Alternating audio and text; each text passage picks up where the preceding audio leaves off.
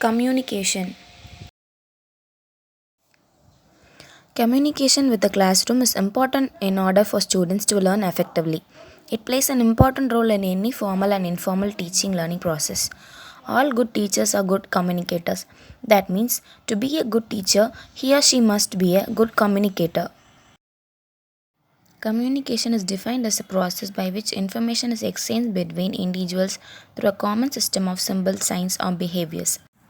In the words of Broca, 1949, defined communication as it is anything that conveys meaning that carries a message drastically from one person to another. Process of communication. Communication process or the step taken to get message from one mind to another. It is the process in which the sender sends the message to the receiver through the channel or media. It means the medium used to send or receive the message. After receiving the message, the receiver sends back the feedback to the sender. Elements of communication. Sender, message, receiver, channel, feedback are the most important elements in the communication process. Sender. Sender or the communicator generates the message and conveys it to the receiver.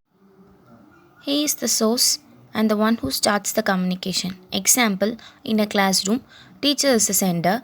Message, it is the idea, information, view, facts, feeling, etc.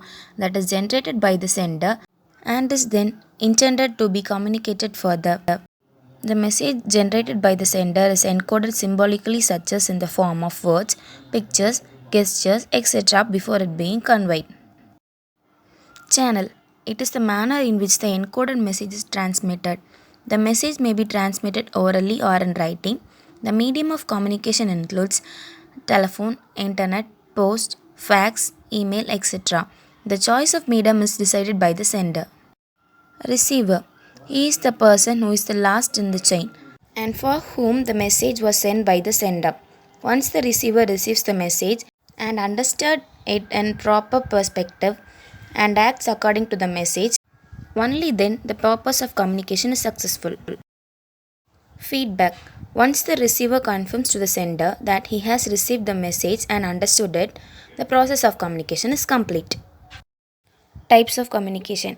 Verbal communication is classified into oral and written, non-verbal communication, interpersonal communication, and intrapersonal communication. Verbal communication. In the oral communication, there is spoken interaction between two or more persons. It takes place in lectures, discussions, interviews, social gatherings, meetings, and conferences. Written communication. It is the communication by means of written words or symbols. Consists of writings, diagrams, pictures, graphs, etc. It provides a long-lasting record of communication for future. Nonverbal communication. Nonverbal communication is the exchange of message primarily through non-linguistic means. It means posture, gestures, facial expression, eye contact, tactile communication, personal space, silence, appearance, order, etc. Interpersonal communication. Communication between two or more individuals is called as interpersonal communication. Interpersonal communication may be defined as a process of interaction between the two people, generally a face-to-face talk. For example, interaction between the student and teacher in the classroom, a telephone conversation, interview, etc. Then intrapersonal communication. Intrapersonal communication is a process of communication within an individual. This can be defined as a process through which one communicates with himself.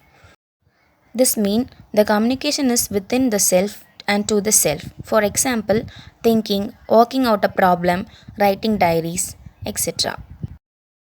Barriers of communication. Physical barriers include noise, invisibility and poor audibility, environmental and physical discomfort, distraction, and ill health. Language barriers. Language barriers include verbalism. Verbalism is the way in which something is worded, choice of words, or phrasing. Verbosity. Usage of words or phrases that are beyond the scope of our audience knowledge. Unclear graphics and symbols. Background barriers. Previous knowledge. Cultural disparities. Cultural disparities means the variation across the cultural traits such as knowledge, skill, and belief. Psychological barriers. Psychological barriers includes prejudices. It is the preconceived opinion that is based on the reason or actual experience. Inattention, imperceptions, filling of anxieties, disinterest, redundancy, unrewarding experiences, and unfulfilled curiosity. A successful communication is overcoming these barriers. Here are some tips to make the classroom communication successful and productive. First, understand the subject matter yourself before trying to communicate it to the students. Understand the nature of your students. Choose a presentation style fit to the subject matter and the audience. Develop sentence that clear, concise and complete. Use correct spelling, pronunciation, etc. Be aware of all the barriers of communication. Thank you.